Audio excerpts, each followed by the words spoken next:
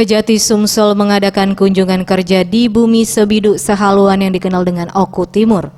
Kunjungan ini dalam rangka meresmikan gedung kantor Kejari Oku Timur. Acara malam Ramatama meresmikan gedung kantor Kejari Oku Timur dihadiri juga Wakil Bupati Oku Timur Ferry Antoni, Kapolres, TNI, Kepala Kejari Oku Timur serta jajaran pegawai Pemkab Okut. Dalam sambutannya, Kepala Kejaksaan Tinggi Sumsel Ali Mukarno mengucapkan terima kasih atas keharmonisan dan Kejati Sumsel ini mengapresiasi keberagaman yang ada di Kabupaten Oku Timur.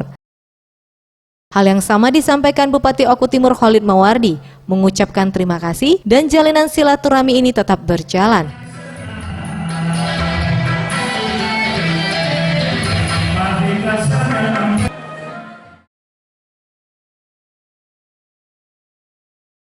Tim Liputan Sriwijaya TV.